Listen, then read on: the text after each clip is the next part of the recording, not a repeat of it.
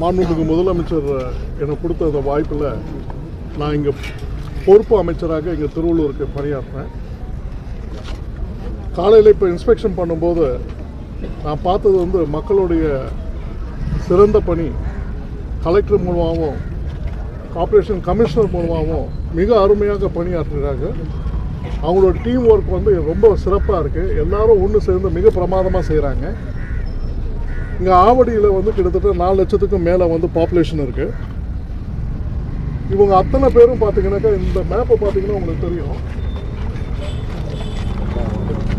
இந்த மேப்பை பார்த்தீங்கன்னா உங்களுக்கு தெரியும். கொஞ்சம் வழி விடுப்பா சார். எல்லாம் கொஞ்சம் எவ்வளோ க்ரௌடாக எவ்வளோ எப்படி கட்டியிருக்காங்க என்னன்றதை பார்த்தீங்கன்னா இவங்களுடைய தண்ணி வாட்டம் எல்லாமே வந்து உங்களுக்கு வந்து மேலே வந்து மழை காலத்தில் வந்து ரொம்ப பிரச்சனை வர்றதை இதை சால்வ் பண்ணுறதுக்காக பெரும் முயற்சி எடுத்து ஒவ்வொரு இடத்துலையும் பார்த்தீங்கன்னாக்கா அவங்க எல்லா இதுவுமே ரொம்ப அருமையாக பண்ணுறாங்க.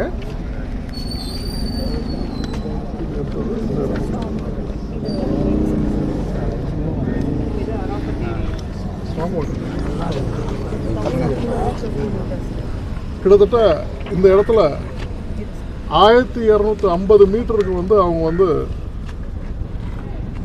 4,51,00,000 வந்து திட்டமிட்டு இந்த இடம் இப்போ ஸ்டார்ட் பண்ணி மிக அருமையாக ரொம்ப அருமையாக செயல்படுத்துகிறாங்க.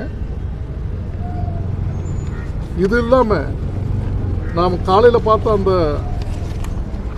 ஏரி மேம்பாடு மற்றும் பொது பண்பாட்டு வசதிகள் உருவாக்கும் பணி மிக அற்புதமாக அந்த இடத்துல செய்கிறாங்க. அராபத் ஏரியில் மிக அருமையாக அதை செய்கிறாங்க. அதில் போட்டிங்கும் விட போகிறதாக சொல்லியிருக்காங்க. செகண்ட் ஃபேஸில் பிளான்டேஷன் வச்சு கார்டனிங் வச்சு மக்களுக்கு நல்லது செஞ்சு மிக அருமையாக பியூட்டிஃபிகேஷன் பண்ணுறாங்க. ஒவ்வொரு நலத்திட்டமும் மாண்புமிகு முதலமைச்சர் அவர்களுடைய மேற்பார்வையில் அற்புதமாக இங்கே கலெக்டரும் அவங்களோட சேர்ந்து அவங்களோட டீமும் அதே போல் கமிஷனரும் கார்ப்பரேஷன் கமிஷனரும் அவங்கள சேர்ந்து அவங்க டீமும் மிக அருமையாக செஞ்சுறாங்க. இதை விட ரொம்ப சிறப்பு அம்மா உணவகமும் செஞ்சுருந்தோம். அம்மா உணவகத்தில் மிக அருமையான சாப்பாடு, மிக அருமையான டிஃபன் எல்லாருக்கும் நல்லபடியாக பண்ணுறாங்க. ரொம்ப சந்தோஷமாக இருக்குது. தரமான உணவு. லைப்ரரிக்கு போயிருந்தோம். லைப்ரரி பார்த்தீங்கன்னாக்கா நிஜமாக சொல்கிறேன், இந்த ஒரு ஆவடியில் தான் இது ஃபஸ்ட்டு இந்த மாதிரி நான் லைப்ரரி பார்த்துருக்கேன். அருமையாக செஞ்சுருக்காங்க. எல்லோரும் சேர்ந்து மாண்புமிகு முதலமைச்சர்களுடைய திட்டம் அனைத்தையும் செயல்படுத்துவோம்.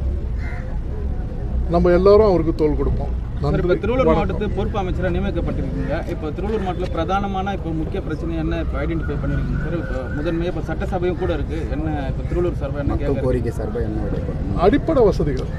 அடிப்படை வசதிகள் எலக்ட்ரிசிட்டி கட்டாக வருது, திருப்பியும் வந்து ரோட் ஃபார்மேஷனு, திருப்பியும் தண்ணிகள் ஒரு சில இடத்துல தண்ணி வர்றது, இதெல்லாம் தான் அடிப்படை வசதிகள். இந்த அடிப்படை வசதிகளை முதல்ல சரி பண்ணுறதுக்கு எல்லா முயற்சிகளும் எடுக்கும். பட்டாபுரம் டைட்டில் பார்க் இருக்குது. ஏற்கனவே தொடங்கப்பட்டு சில ஐடி நிறுவனங்கள் செயல்பட்டு வருகிறாங்க. இன்னும் ஐடி நிறுவனங்கள் கொண்டு வந்து வேலைவாய்ப்புக்கான முயற்சிகள் ஏற்பாடு செய்யப்படுது. நிச்சயமாக செயல்படுத்துவோம். அதை நாங்கள் வந்து முதன்மையாக எடுக்கும்போது எல்லாருக்கும், ஏன்னா என்னுடைய டிபார்ட்மெண்ட் உங்களுக்கு தெரியும், ஏஐ, ஐடி அண்ட் டிஜிட்டல், இதில் வந்து 5 லட்சம் வேலை வாய்ப்புகள் கொடுக்கணும்னு சொல்லிட்டு பசங்களை படிக்க வச்சு ஏஐ படிக்க வச்சு வேலை வாய்ப்பு கொடுக்கணும்னு சொல்லிட்டு எல்லா முயற்சிகளும் எடுத்திருக்கோம். ஸோ எல்லாருக்கும் நல்லது பண்ணுற மாதிரி சிஎம் மாண்புமிகு முதலமைச்சருடைய திட்டத்துக்கு கீழே நாங்கள் எல்லாருமே தோள் கொடுத்து செய்வோம். சார், மாநகராட்சி இப்போ இந்த ஆவடி மாநகராட்சி இருக்குது, அதே மாதிரி திருநெல்வேலூர் நகராட்சி, இப்போ திருவேற்காடு எல்லாமே இருக்குது. திருவள்ளூர் மாவட்டத்தில் பல்வேறு இடங்கள் கிராம பகுதிகள் நகர பகுதிகள் இருக்குது. அதுக்கான வளர்ச்சி திட்டத்துக்கான தொகைகளை முதலீடுகளை இது பண்ணிக்கிறோம். அரசிடம் எல்லாமே பிளானிங்கில் இருக்குது. நல்லபடியாக பிளானிங் முடிஞ்சதுன்னா அருமையாக எல்லாருக்கும் நல்லபடியாக நடக்கும்.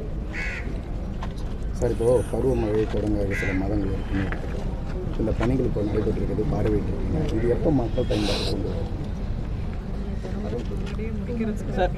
சார், இப்போ இந்த ஆய்வு இப்போ நடத்திருக்கீங்க. இப்போ மேயர் அவங்களுக்குலாம் தகவல் சொல்லுங்களா? அவங்கள இன்வைட் பண்ணுங்களா? எப்படி மக்கள் பிரதிநிதி யாருமே மேயர்கள் யாரும்